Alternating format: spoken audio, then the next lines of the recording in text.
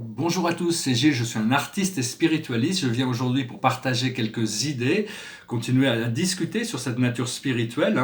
On nous demande du courage et de la patience. Ça demande, cette confinement demande de la courage, du courage, de la patience, de la persévérance. C'est un moment pour renforcer notre foi. Savoir que de toute manière, nous sommes la vie éternelle, l'esprit en forme. On est beaucoup plus que ce corps physique. De toute manière, on est en train de le réaliser. Beaucoup de gens prennent conscience de cette foi. Et le fait d'être courageux ne veut pas dire ne pas avoir de peur. C'est juste pas se laisser dominer par la peur. Ce que l'on ne sait pas. Certaines mots, la plupart des gens ne savent pas, c'est qu'il y a il y a toute une communauté d'êtres non physiques en bas de la quatrième dimension, ce qu'on pourrait appeler des démons, qui se nourrissent des peurs. Et pour eux, c'est une grande célébration actuellement. Donc il faut apprendre à affamer ces peurs et continuer à se nourrir d'amour. Et donc, parce qu'on a complété notre programme dans cette troisième dimension, cette dualité. Maintenant, on a besoin d'aller travailler dans ce programme d'unité pour arriver à être réceptif ou être très réceptif aux signes, aux messages qui viennent de notre moi supérieur, être assis dans notre présence je suis, demander ça. Et, euh, on peut aussi demander à la mère de l'univers, à Sophia, Nebadonia, le grand esprit de l'univers, de télécharger des anticorps à l'intérieur de notre corps physique qui nous protègent complètement.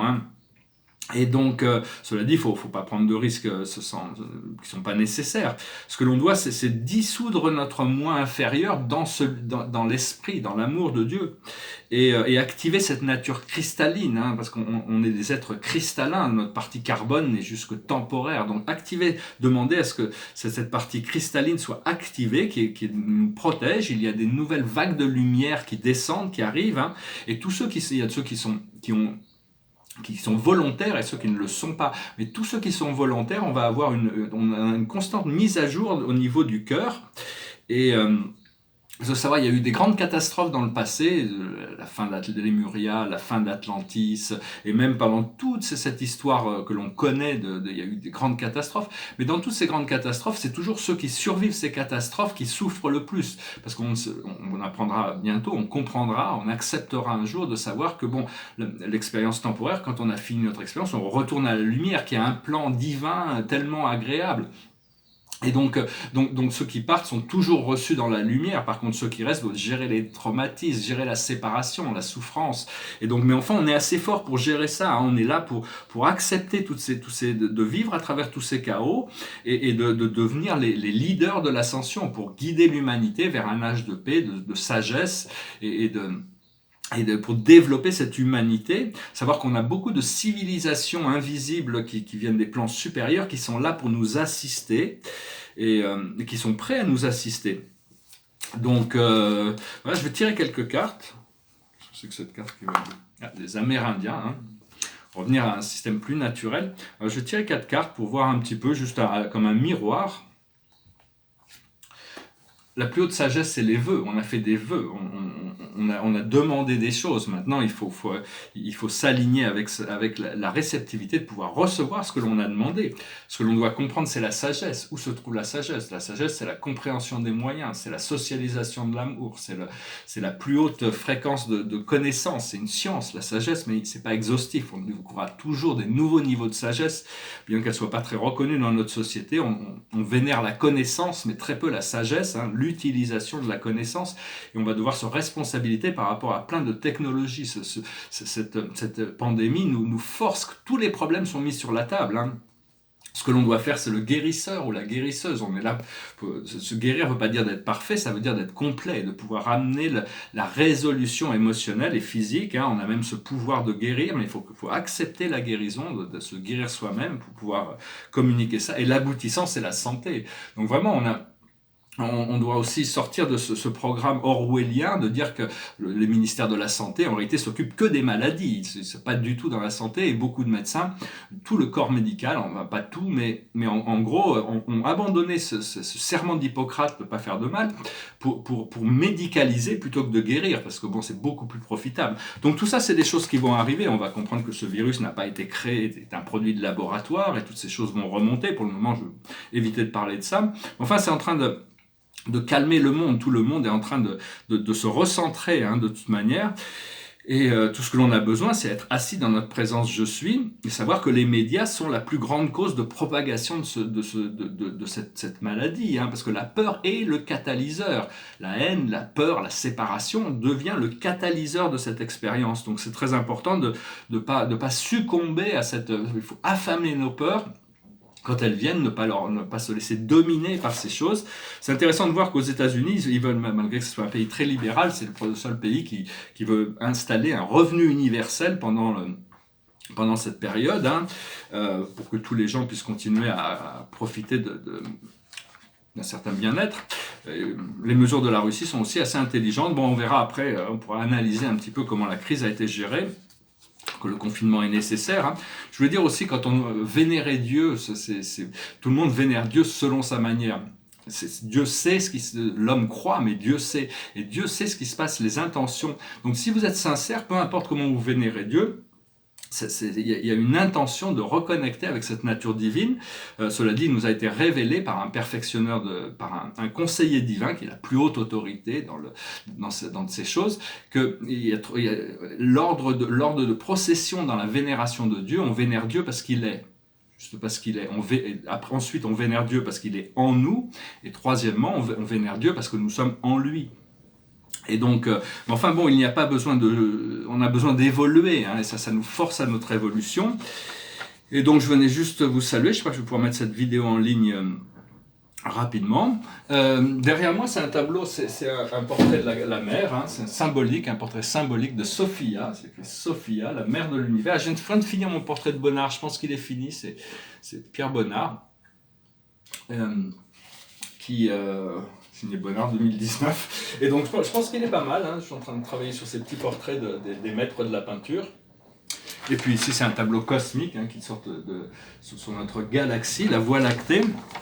Voilà, je venais vous saluer. Bon, c'est évident que quand on est confiné, il y a des conditions beaucoup plus difficiles pour certaines personnes que pour d'autres. Ces gens qui sont confinés dans une très belle maison, moi j'envie un peu ceux qui ont un jardin privatif quand même, parce qu'ils peuvent continuer à profiter de la nature.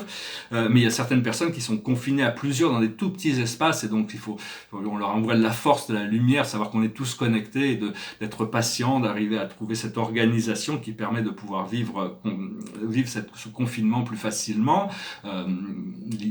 Voir des livres, voir des films, enfin bon, se cultiver, écrire, peindre, toutes ces choses, il y a toutes sortes de moyens, hein, on est un peu confiné, hein, de toute manière, donc il faut trouver des moyens de passer le temps.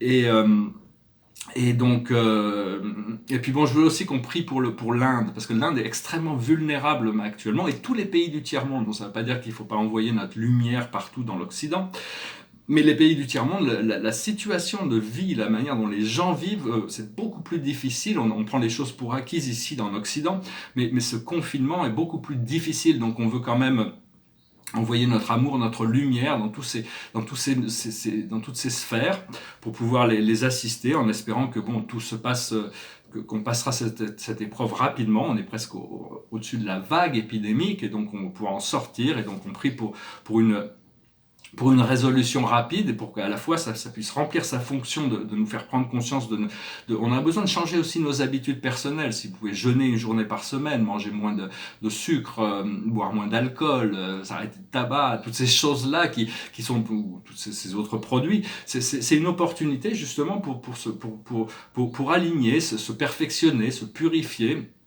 et continuer à cultiver cet amour, tout en sachant que la peur on doit lâcher prise sur toutes ces peurs.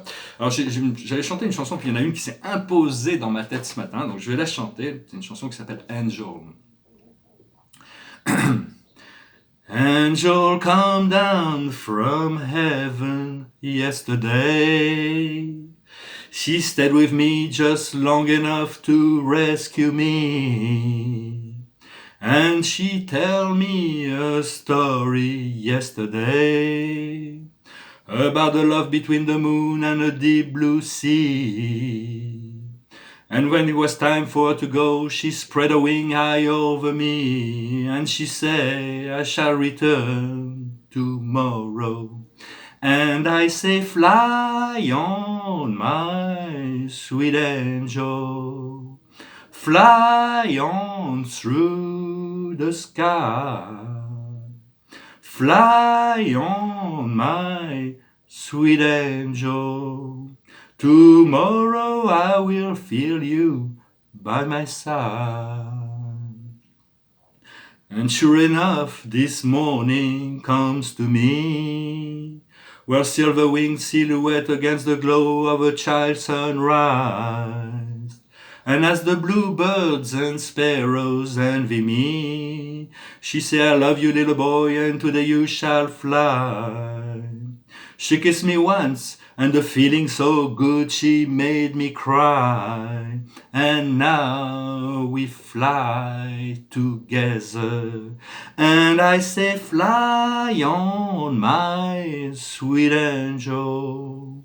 Fly on through the sky. Fly on, my sweet angel. Together we shall always be alive. Voilà, super chanson de Jimi Hendrix sur la communion avec les anges. Voilà, je tire une dernière carte, je sais pas si je vais pouvoir mettre cette vidéo en ligne, sinon bientôt j'aurai le retour de mon internet, de mon forfait à téléphone. C'est le message dans la bouteille. Donc il faut vraiment écouter les signes. Hein. Les signes peuvent venir de n'importe où, de n'importe quand, de n'importe qui. Mais il faut arriver à savoir qu'est-ce qui nous est adressé personnellement pour pouvoir suivre cette voie de synchronicité où on rentre dans le flot, la grâce, le flot de la vie, où il n'y a plus d'opposition parce qu'on a pu déconnecter tous ces pouvoirs d'opposition de l'ego, du faux moi, de ce diable faux moi qui a une force d'opposition à cette ascension, à cette illumination. Voilà, je vous remercie, je vous salue, restez bien connectés sur tout ce qui est voulu. Hein. On nous prépare vraiment après pour une libération qui va arriver après ça. Hein. C'est vraiment, donc il faut vraiment être déjà dans la gratitude et essayer de passer le temps,